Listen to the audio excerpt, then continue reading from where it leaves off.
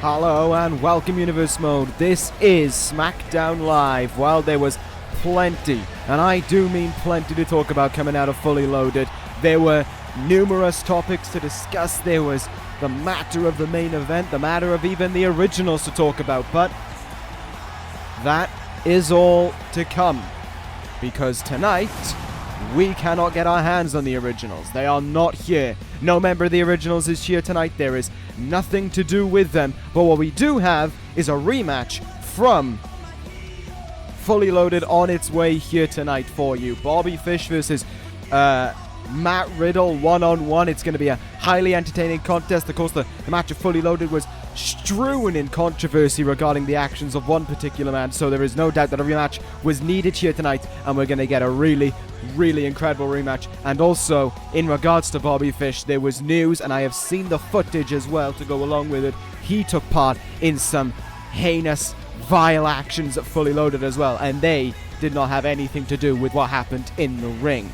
That is to come later on this evening, though for the main event of the evening, however, we're in for a treat. Smackdown General Manager just decided to spoil us with a match.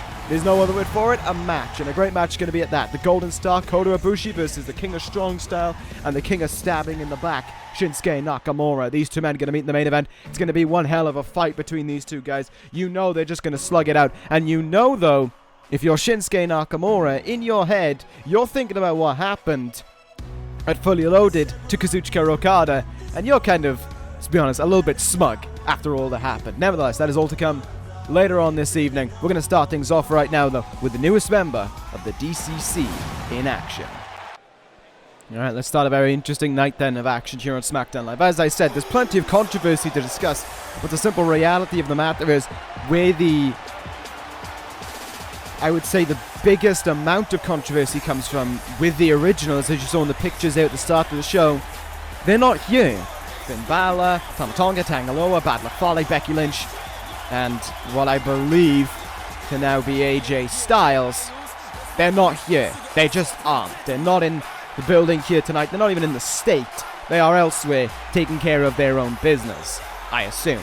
Nevertheless, it was a pretty successful night for them. Held on to 2 titles. Lost the SmackDown Women's Championship, however. We'll be talking about that a little bit later on this evening. But we are starting things off with singles competition regarding Jey Uso of the Usos going to be going one-on-one against Baron Corbin. This may have a few implications with the tag team division as time goes on. To put it simply, we saw Corbin make his debut at Fully Loaded, and again, that was a match shrouded in a little bit of a iffy ending. Kevin Owens defeated by the distraction.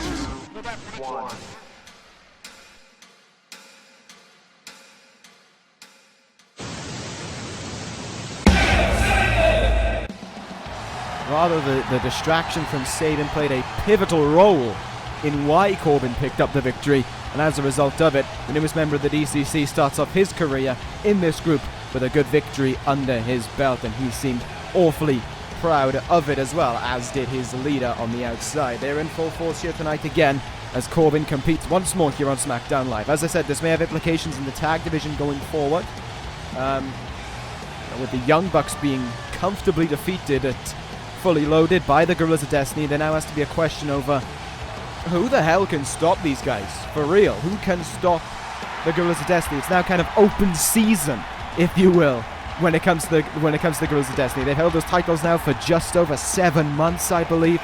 We've seen War Machine be unable, the Young Bucks be unable, the Dangerous Alliance, Bobby Fish being unable, although that one was more by disqualification than anything else. The Usos have been unable. We're running out of teams to give it a crack.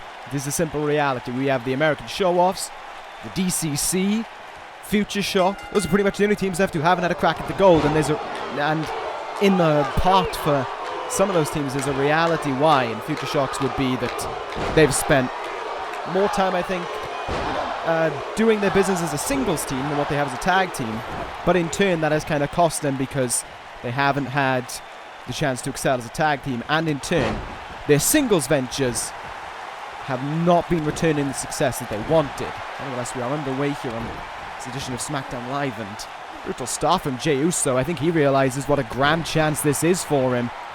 It's almost like he smells blood in the water and he can see the opportunity that can come from victory here over Baron Corbin. What a win that would be, to dethrone the D.C.C.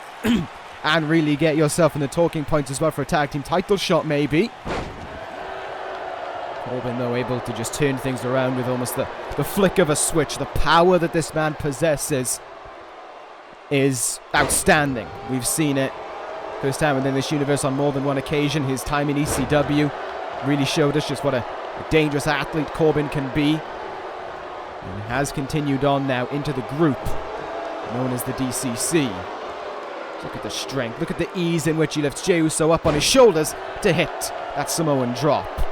How apt that he hits it on a brotherhood that comes from deep Samoan heritage. Corbin in with a counter there. Struck hard with it as well. Corbin able to stop him again. And deep six from Corbin as well. Jey Uso came running into that one. And Corbin now is taking care of business and looking like he wants to try and end things here. Even calling that the end is certainly on its way against Jey Uso. But Jey Uso fighting back. Has it for a moment there, but Corbin in with a quick counter. And Corbin getting countered there from Jey Uso. Good counter as well at it. Looking to slam the big man there. That may have been an unwise decision from Jey Uso, all things considered. What a lariat as well. Corbin damn near taking his head off. And almost declaring to everyone that that is where Jey Uso belongs. Down on the ground beneath the D.C.C. T-bone suplex there from Corbin to go with it as well. Cover on Jey Uso. Will he get himself out of this? Yes, he will. It's a little surprised, to be honest, why Corbin is excelling in this match. A singles-based athlete that he is. Taking on a very tag team-centric man in Jey Uso. God, what a run-up that was, though, for that punch there. Jey Uso super kick attempt. Corbin sidestepped it. Backbreaker there from Baron Corbin. Great sidestep, though. Great speed by Corbin to be able to pull that off. And the stabilizer backbreaker. Calling to his own lead as he hits that one. And into the cover Corbin goes. But he hasn't ended things yet. Jey Uso staying alive in this one here. But Corbin warming up that arm of his, because he knows the end is on its way. It is the end of days for Jey Uso. And another victory sustained for Baron Corbin. No! Jey Uso kicks at it too! Oh my, that changes everything. Corbin thought he had it. I thought he had it as well.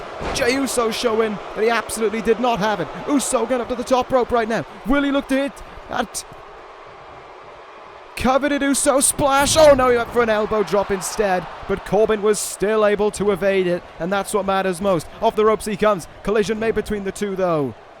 Clubbing blow into the back by Corbin. This is a very... Well, this is a contest, if you ask me, should have ended off of that end of days. I don't know how Jey Uso found it within himself to kick out, in all honesty, but that is what happened. In the corner now goes Baron Corbin. Kick down. What are we going to see here from Jey Uso now? Like father, like son. Maybe indeed it will be. Running hip attack in the corner. Corbin could be done for here. Could Jey Uso cause a huge upset? No. Oh my. That says a lot about Baron Corbin's stature right now in this match. His ability to kick out before even a count could be made. Really showing just how strong he is.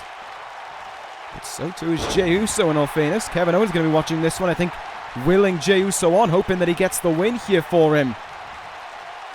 The D.C.C. have been a non-factor in this match so far, perhaps leaving Corbin to his business, maybe. Will that have been the right decision, though?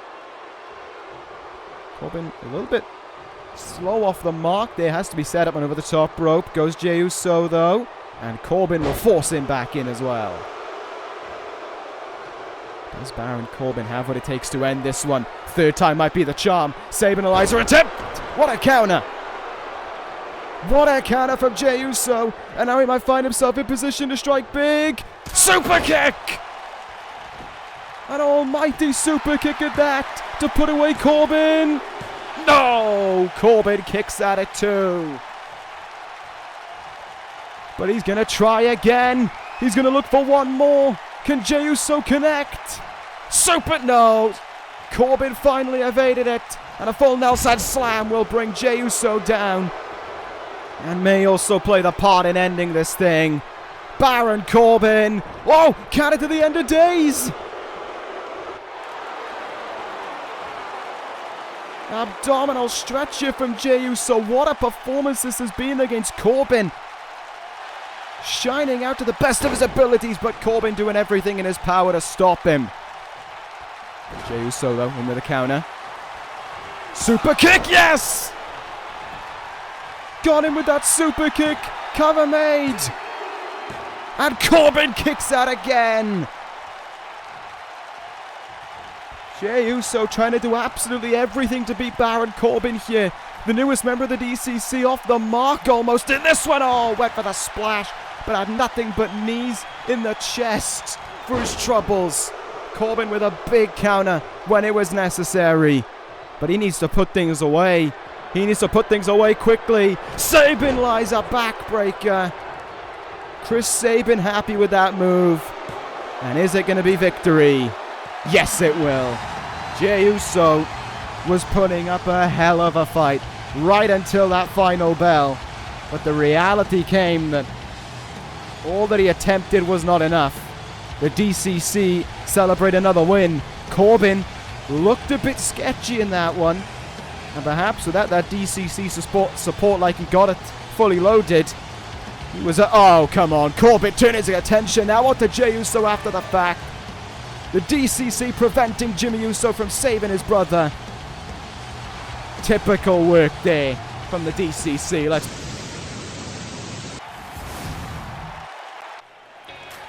we move on here to our next contest. Ruby Riott already in the ring awaiting her fight with Bayley here. And Bayley really coming out of here. Not even bothering to make an entrance. Bayley charging through, charging down the ramp. And at Ruby Riott. This one has begun in an almighty fashion between these two women.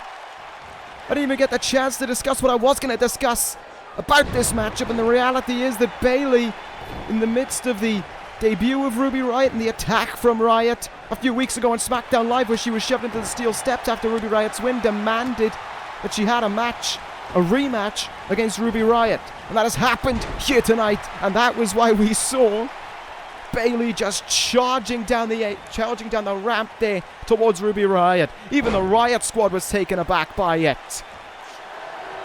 And now this one has begun between these two women. The SmackDown Women's Division was certainly flipped up on its head, fully loaded as well, with a new SmackDown Women's Champion being crowned in Nikki Cross. Could one of these two women be the first challenger for that title? Bayley would love for it to be her and love to dethrone Ruby Riott in this moment right now and take this victory away from her. And give the Riott squad something to forget about on a night on SmackDown here. You see them there on the outside, Sarah Logan and Liv Morgan. There is always the potential that they can have an impact here. Counter there from Ruby Riott. STO as well, sweeps the legs away from Bayley, and Riott going to go up to the top rope here, looking to hit big in this one. Will she be able to connect with that? I thought she was going to go for the senton splash. Not the case here. Riott in. Hurricanrana attempt. What a counter.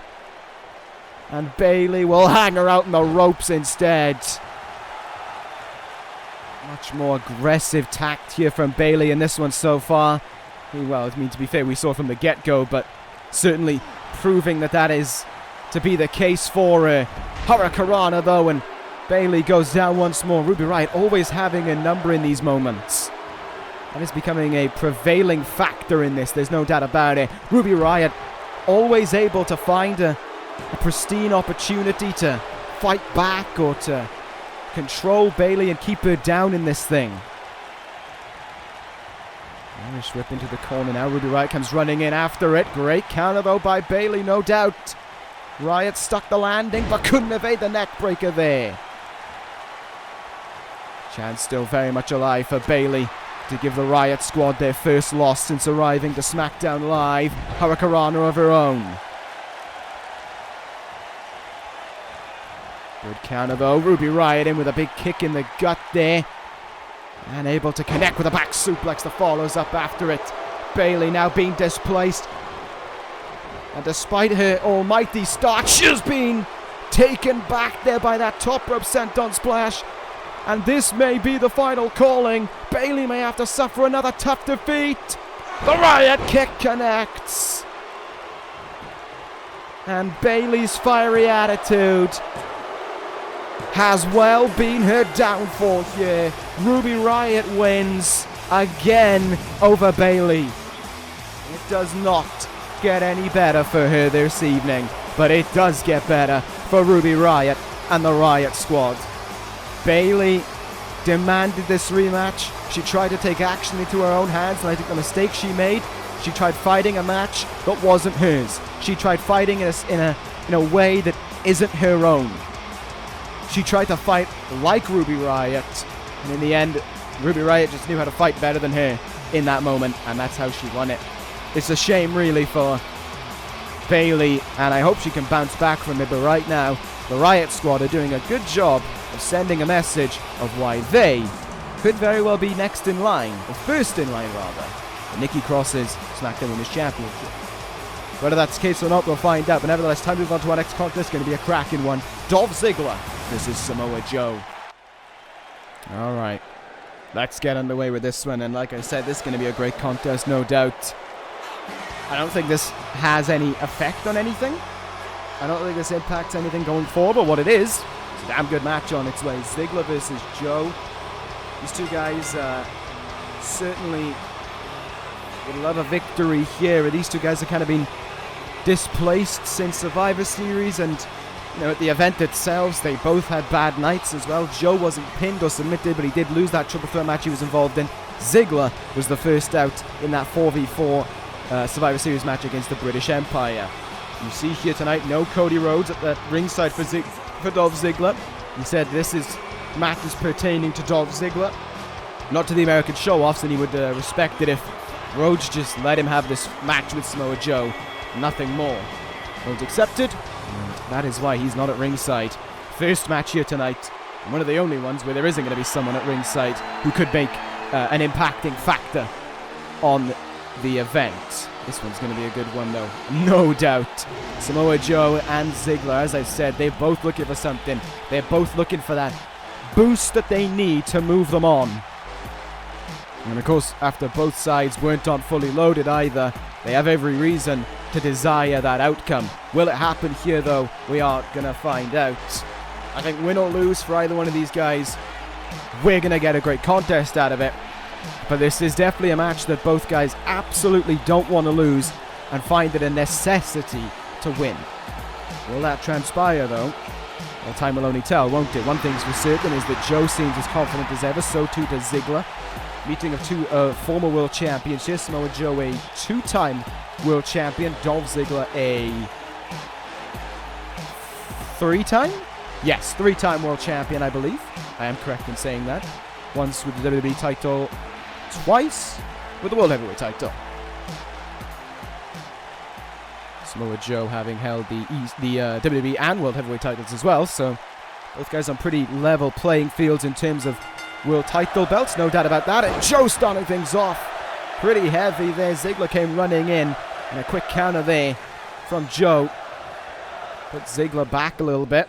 Not the start he would have wanted, but nevertheless, let's see what happens as this match progresses. Ziggler responding there with a cheap shot.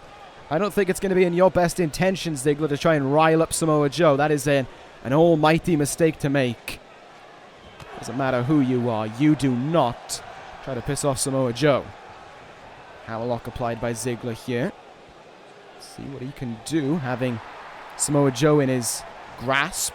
Nothing. Joe able to take him down into a Fujiwara armbar position here. Chance to wrench on the arm if he can. Ziggler, though, able to slip his way out of that one. Great stuff from him as well. Misses with that drop kick, and that is going to be Joe's opportunity to try and take advantage. He cannot capitalize. Great counter by Ziggler. Just eyeing these two up and what they're doing as this match progresses on here.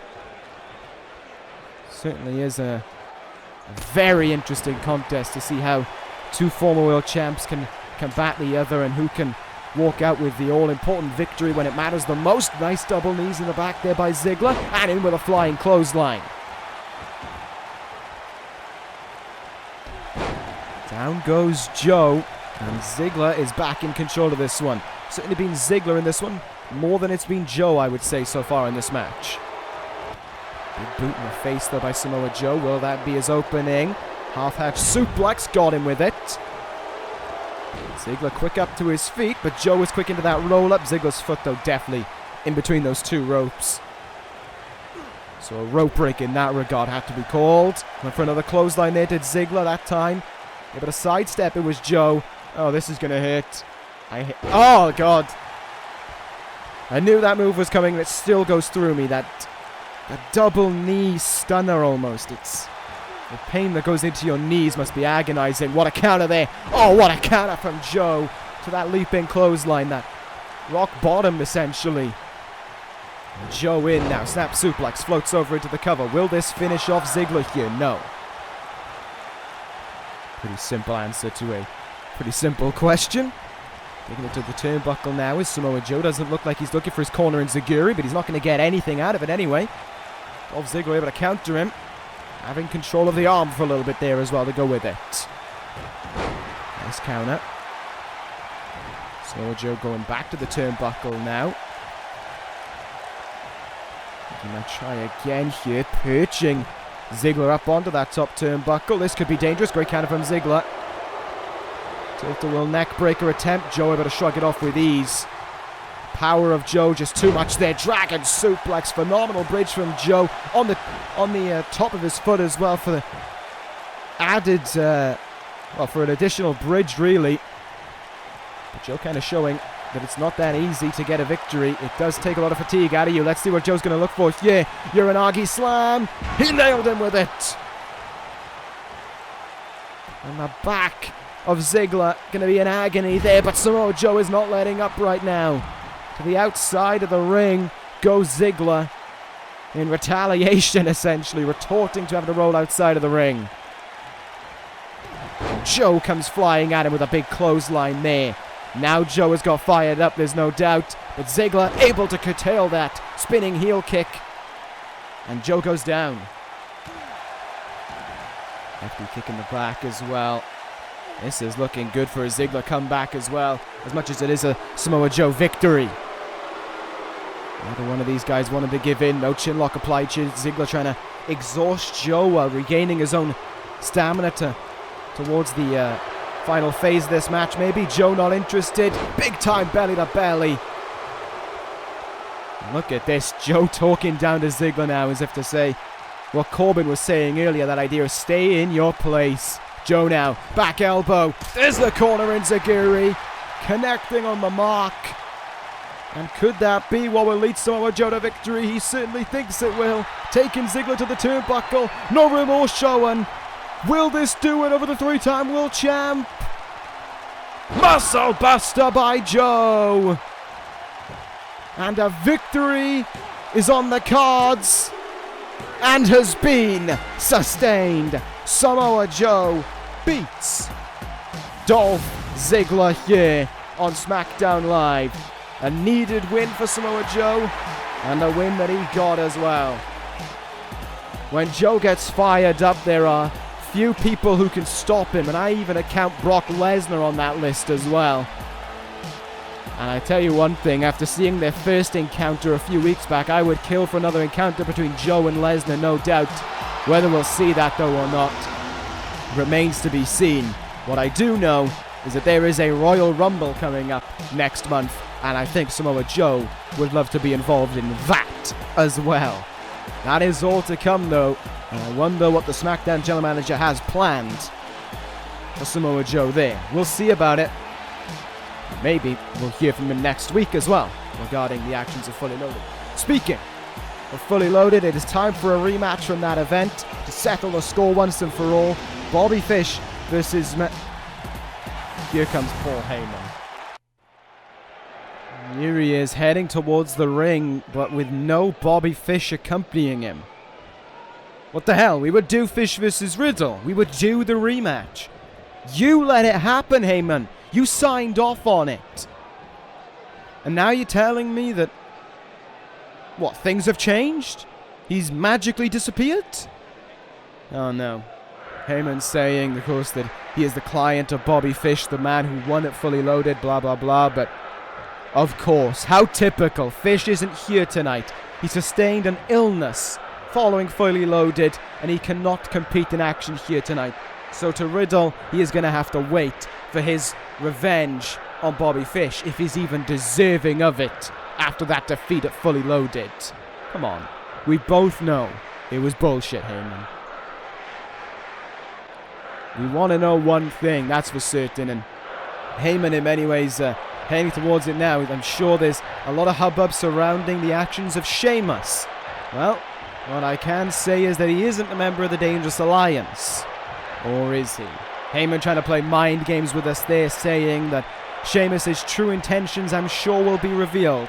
Does Heyman know them? Anyway, Heyman now alluding to... Oh, we are going to see it. Heyman alluding to the fact that after Fully Loaded was over and done with, well, Bobby Fish wasn't over and done with. If you know what I'm on about. To the people back there in production, play the clip of Fish retaking some dominance. Oh, you are kidding me. And here is that sick, vile, twisted footage that I was on about earlier. This was at Fully Loaded. You see right there, Shawn Michaels being viciously attacked. That was the ambulance that was going to be used to take away Michaels after the event. Michaels was beaten down. He was in no shape to continue. He was in no shape to be in the arena. He was going to be transported to a local medical facility following the beating he sustained from Brock Lesnar. But Bobby Fish, like almost, I don't know, just right place, right time, or whatever you want to call it, jumped out from the shadows and attacked Michaels and brutalized his ribs and his back further. You just see here the evidence of what is going on. I wish that I didn't have to lay my eyes on this, but this is exactly what happened.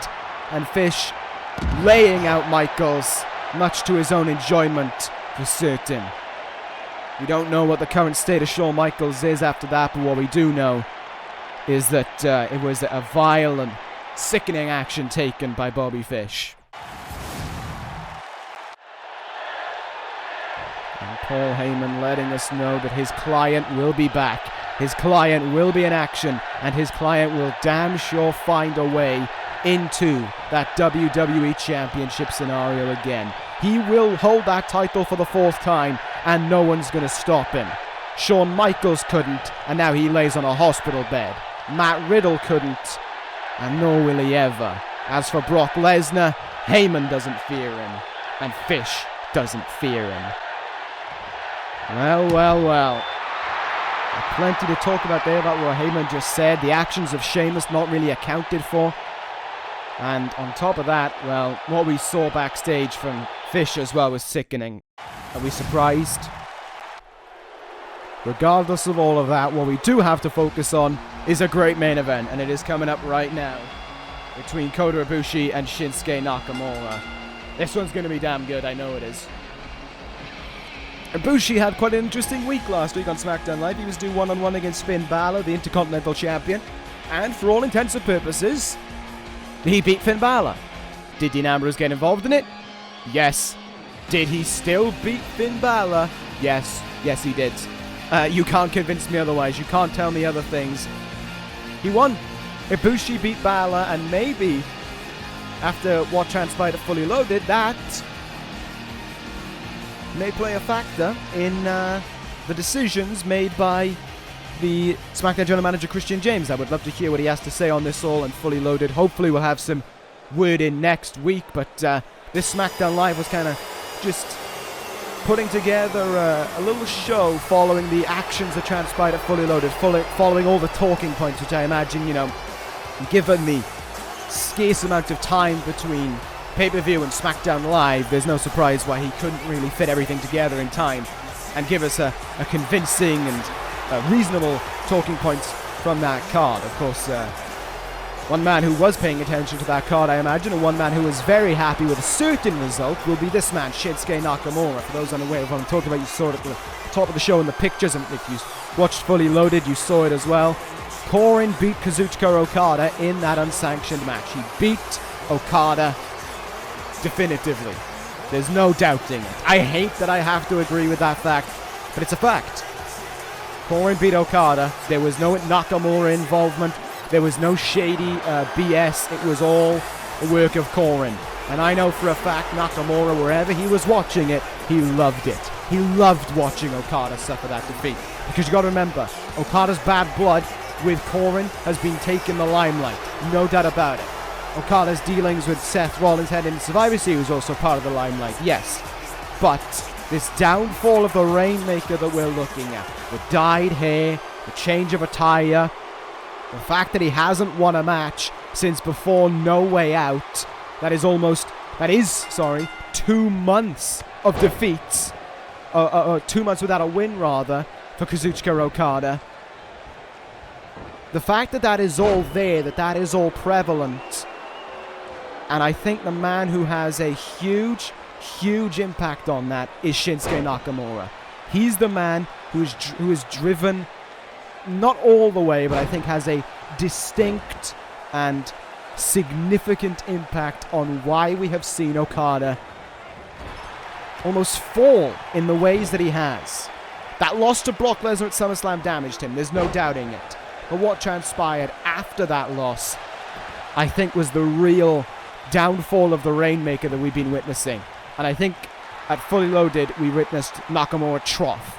We witnessed the Rainmaker at the lowest point we've ever seen him. So much so that in the attempts of, putting this card together here for action here tonight, there was nowhere from Okada. SmackDown General Manager Christian James tried to get in contact with him and nothing. He told me before the show went on the air, he hasn't heard from Okada since Fully Loaded. So what I believe that is pretty simple. Okada, following that loss to Corbin, has gone into recluse.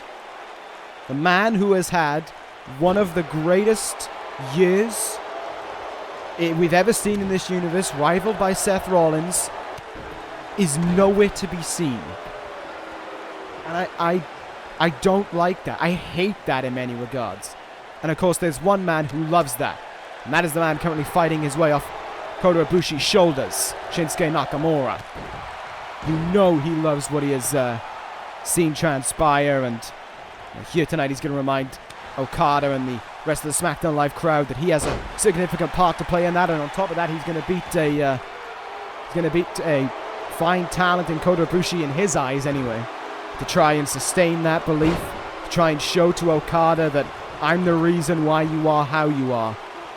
And he loves every moment of it, but that could all take a tumbling turn if the Golden Star can come out with a great victory here, and I would love to see Ibushi pick up that win as well. It would be great to see Nakamura getting his mouth shut, getting his, what he deserves done to him essentially, for what he has, all the actions that he has taken part in regarding Shinsuke Nakamura.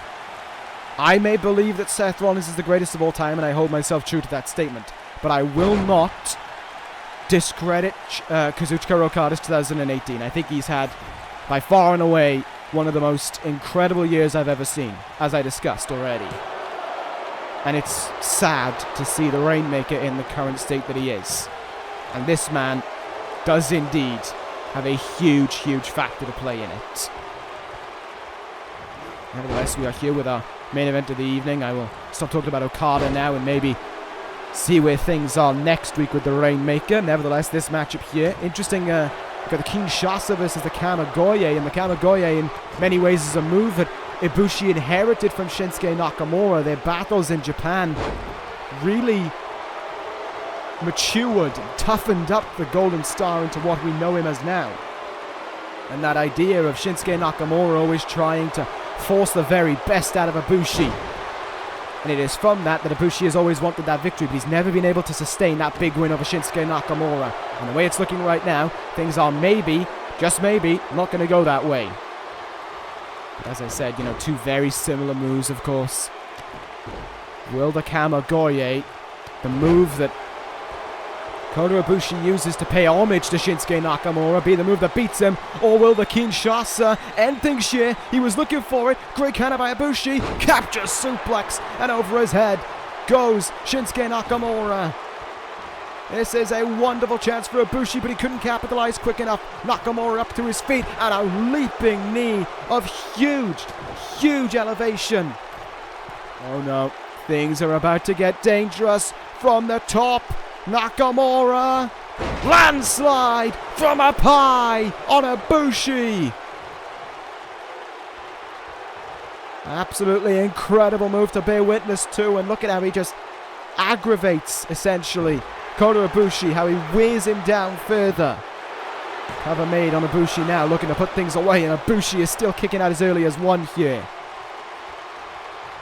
Lifting him up, though. Kota Ibushi needs to start hitting big, there's no doubt about it. Can he do just that? Yes, he can. What a suplex from Ibushi. How do they get fired up? Definitely. For the Golden Star. He's going to hit the top rope now. Will he hit the Phoenix Splash, maybe? Is that what Ibushi's going to seek out here? Ibushi. Oh, what a moonsault. The elevation on that was outstanding. Will it put away Nakamura? No.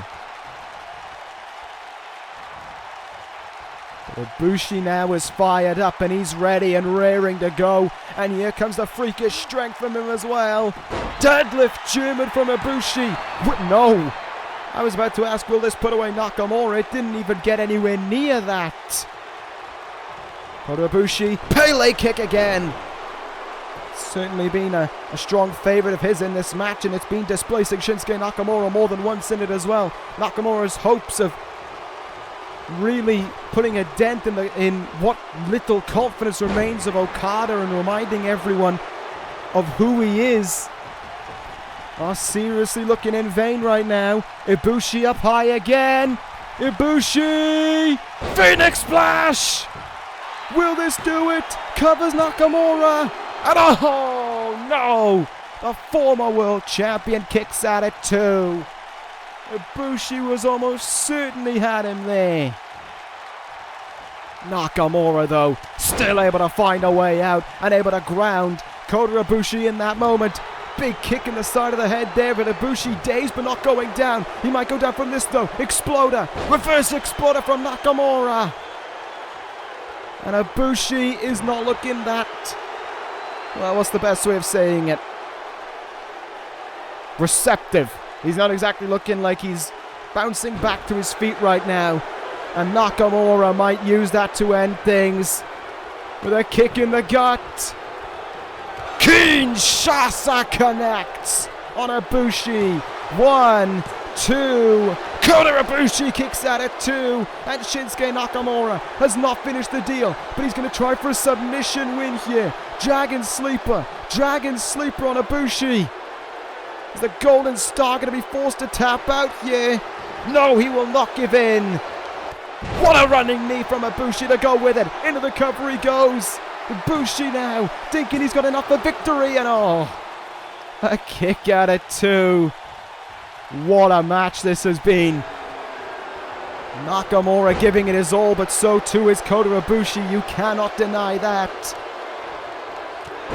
Ibushi really showing just what he is made of and what he can do in a big match scenario. Look at that.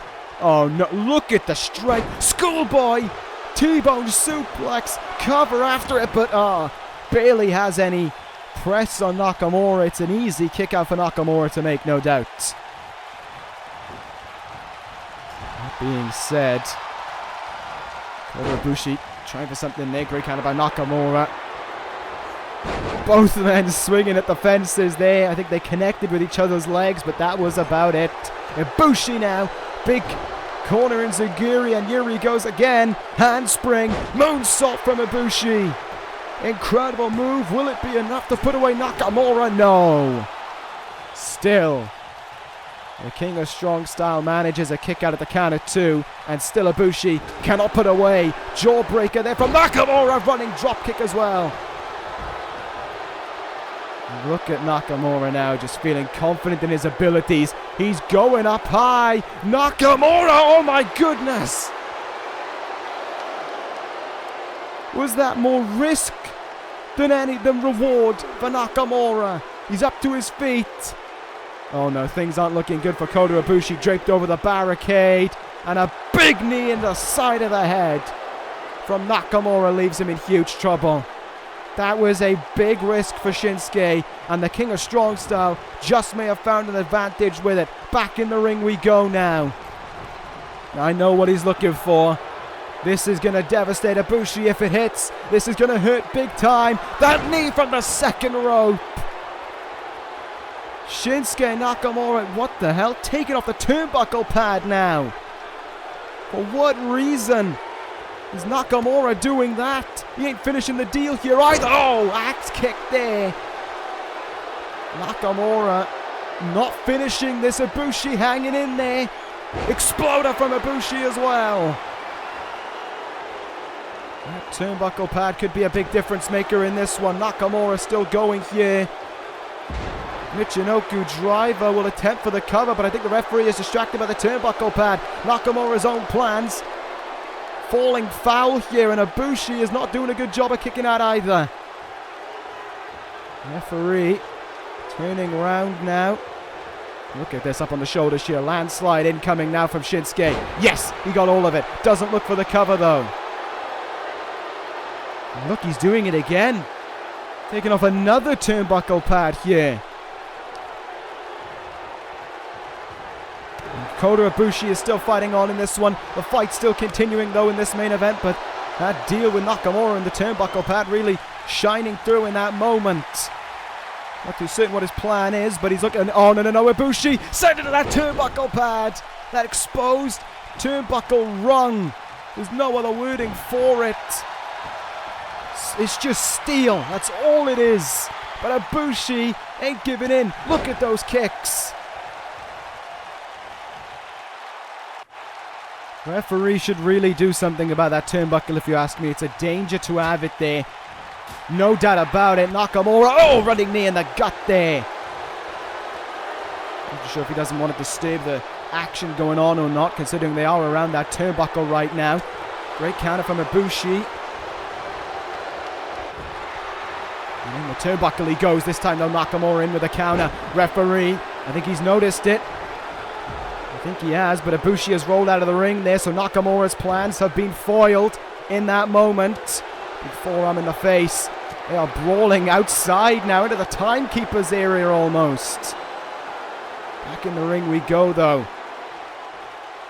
Nakamura forearmed him right in the face again there. Just taking no remorse here in his hard hits. Landslide will connect once more. Nakamura impatient now, hoping that he had done it, but couldn't even secure more than a 1 count. Or couldn't even secure a one count rather. These flurry of strikes though. Down goes Kota Ibushi. He is surviving this match more than what he is thriving. There's no doubt about it if you ask me. Nakamura in now. Oh no! Kinshasa!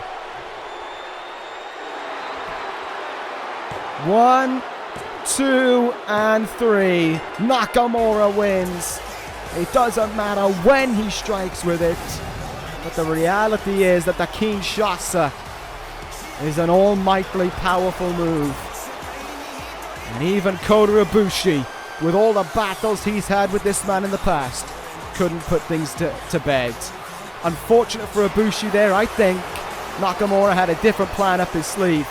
I think he was trying to get those turnbuckles exposed so he could hit that low blow. I think he wanted to do it. I think he wanted to hit that low blow. I think he's done it more than once. I think he's done it once before, rather, has Nakamura, and he didn't get what he wanted, though. What he did get is a victory over Kota Ibushi in what was a thrilling main event, though, between these two. A tough defeat for Ibushi to suffer, but that is the way things go.